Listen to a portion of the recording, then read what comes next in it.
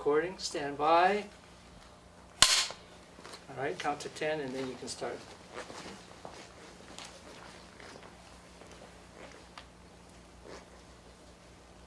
Aloha, and thank you so much for joining us here today. Thanks so much for having me, Fadi.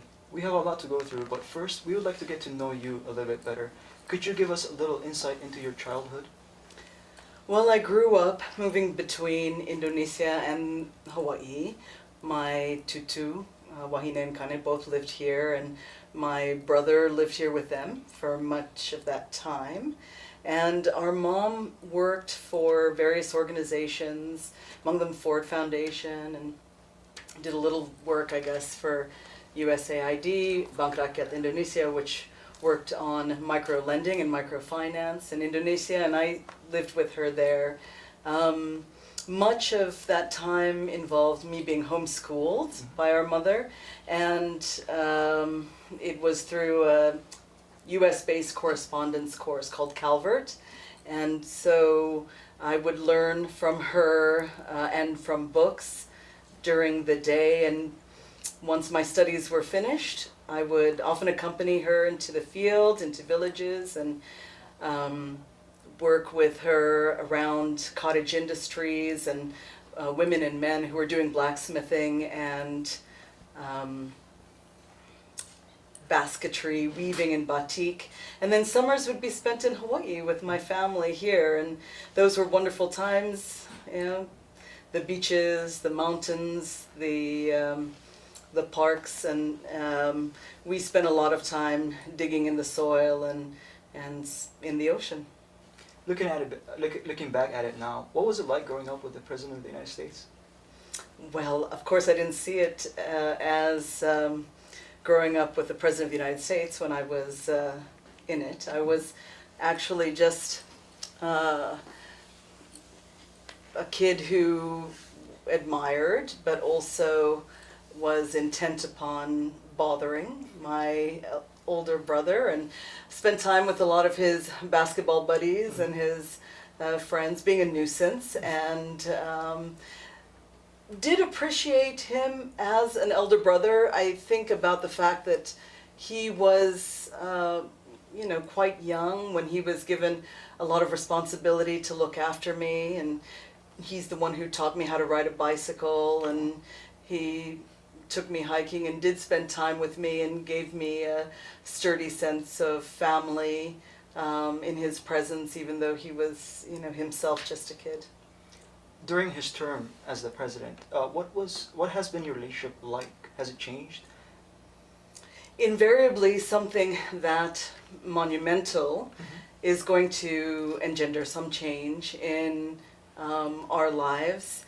But I think he's done his absolute best to ensure that our relationship remains strong, that we're in communication, that we have a healthy bond, and that we support one another. So we connect regularly via email, via phone, Scrabble chat, and we see one another, of course, during the holidays here in Hawaii. And I spend every summer in DC, where I see a great deal of him in the months of June, July, and the beginning of August. When the two families get together during the holidays, what are some of your favorite things that you guys get to do when he is here? We like to have our sort of family routines now that our kids are themselves full of energy and imagination and able to kind of participate in family rituals. We do talent shows. We we do some bracketology, and we play games, and again we love word games, and we spend time at the ocean, and really kind of giving our children some of what we enjoyed as a child. It's not the complete experience of Hawaii, but it is, when together, something that's very nourishing and that helps him to feel a sense of normalcy and a sense of continuity between past and present, between his identity before the presidency and today. And so I think that, he benefits a great deal from it, and as do we, but mostly it's for our children to have that sense of ohana, that sense of kinship and community, and and that sense of play in a very nourishing and easy and pleasant way, but one that ultimately leads to a profound sense of gratitude for all that we are given here by the people of Hawaii. I know that there is a lot of disruption in the logistics and in the routine, traffic and that sort of thing, and I think that he has always expressed a tremendous amount of gratitude for willingness of local people to accommodate his presence and to be, loving and gracious and very generous with their space. You mentioned a talent show. Do you guys get to participate, or is it just for the kids? No, everyone participates in the talent show, and we are variously talented, and some more than others. He has, I think, as you know, a pretty good singing voice. He has, I think, been good about some comedic writing and some sort of drama, but the kids really go all out. They write the scripts, they participate in emceeing and create documents, both visual and written, of the event, and hand out tickets, and it's their opportunity to produce a show. But we all try to do our best, whether it's poetry or magic. It sounds amazing. It's amazing that It's you guys fun. find the time to share those experiences together. You're heavily involved into the Matsunaga Institute. At a time where there's so much conflict around the world, why is it important not only to talk about peace, but discuss it with college students? I think that we have too long thought of peace as something that is idealistic, that's utopic and abstract, and we haven't figured out how we're going to make peace practical. And so part of it is to think about engendering skills of negotiation, mediation, facilitation, and peace building and leadership at every sector, both in terms of public policy leadership and governmental, but also nonprofit, and then participatory leadership. So one of the things that I teach is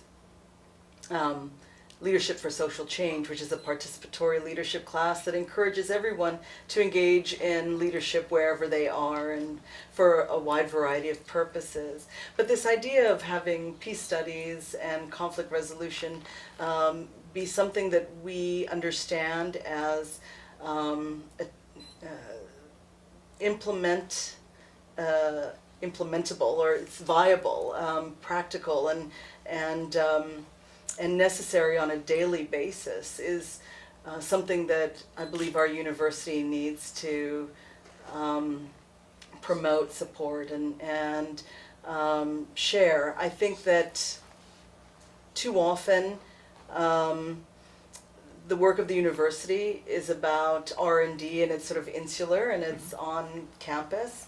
And I think that the idea of the Matsunaga Institute is to really open the doors to what's happening around the world and at the local level, and to begin to connect the concepts with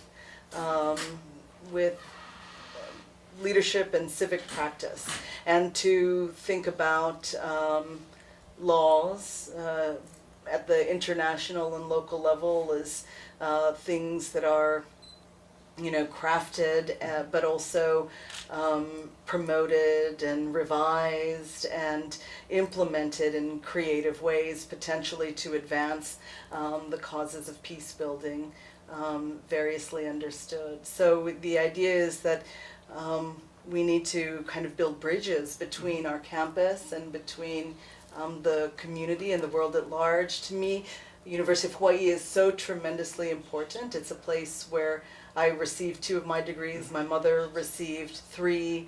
My husband 1.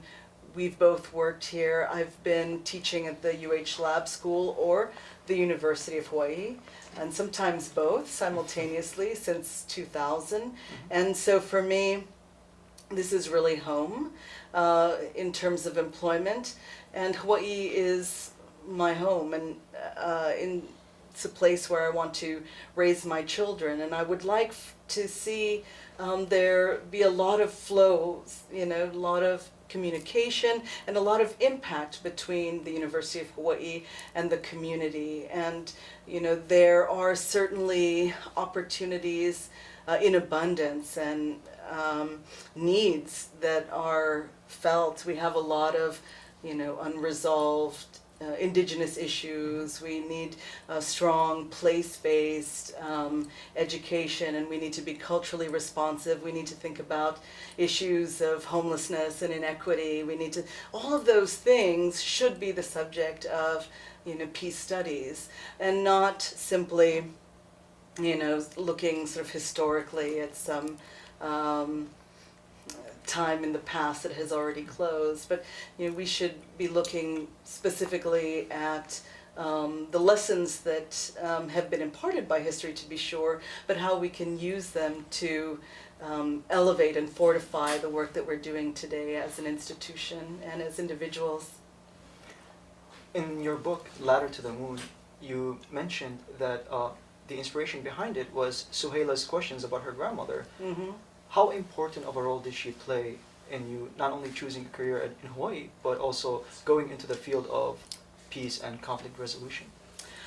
Well, our mom was very kind and very concerned with issues of social justice, and she worked on behalf of people in Asia by and large, but also saw that work as not something that simply benefited others, but it was about an exchange. It was about honoring and respecting the knowledge and the bounty that all of those lives and communities gave to her.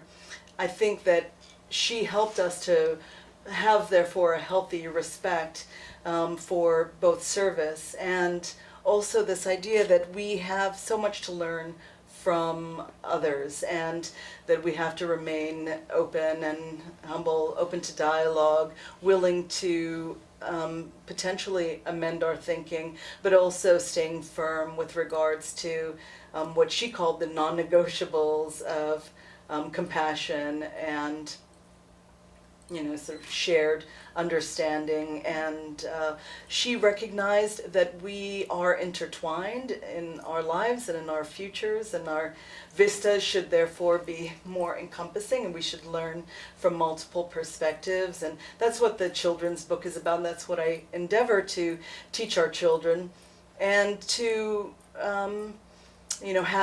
be a central component of an educative life, and one that will entail lifelong learning well beyond the formal education we receive inside the classroom. And so she was tremendously important. And I think that my brother at the Nobel Peace Prize was very clear on the fact that everything that he could take credit for in terms of being a peace builder was a direct attribution to her teaching and her love and nurturing.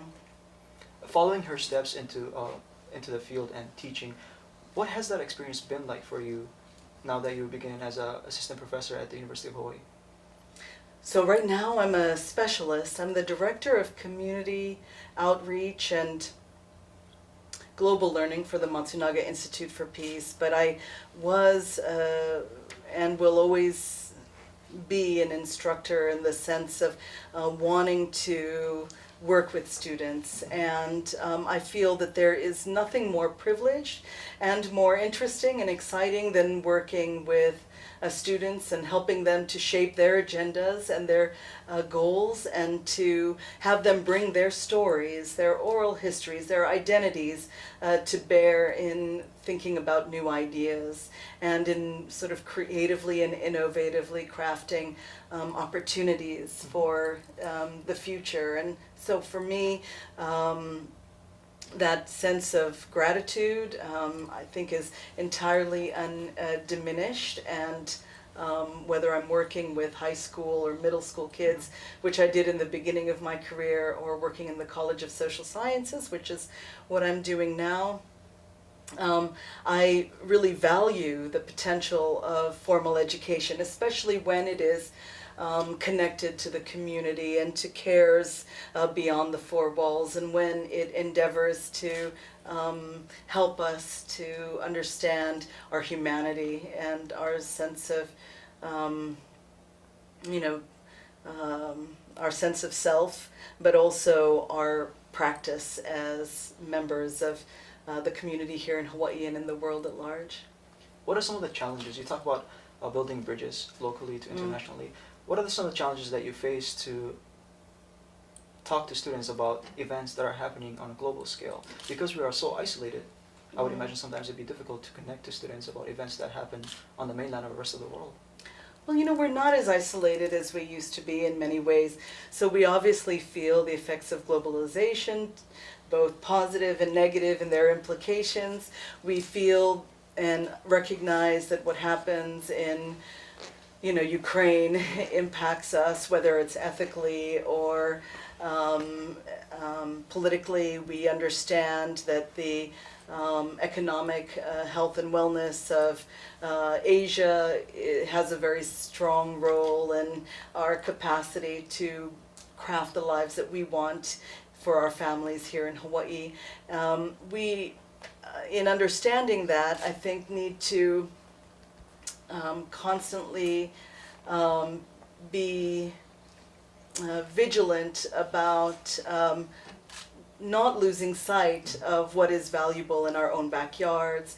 And so I endeavor to share with my students the fact that it is important to be simultaneously local and global, that we can't be insular, that we have to understand the importance of those international and global flows, and to see culture as shifting and involving a great deal of motion and change, but also there has to be an opportunity to preserve and to accentuate, to highlight and utilize the very best of local cultures, and to make our students feel a sense of profound connection, whether it's with host culture and indigenous culture, or simply local community. And so I think that both things need to happen simultaneously, and it is challenging occasionally to help students to feel a sense of relevance when it comes to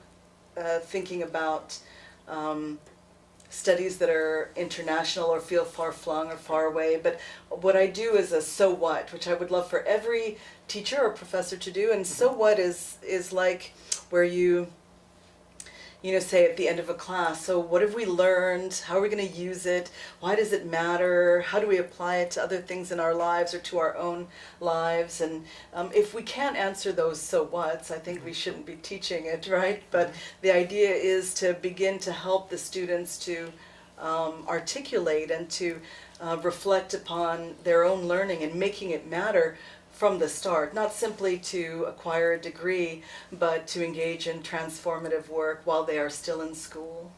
As a student, sometimes we find ourselves, me personally, not being able to answer that question, so what, but thinking about it, I think is very important, like you said. So it kind of ties in everything together, and you start to thinking outside of just Hawaii.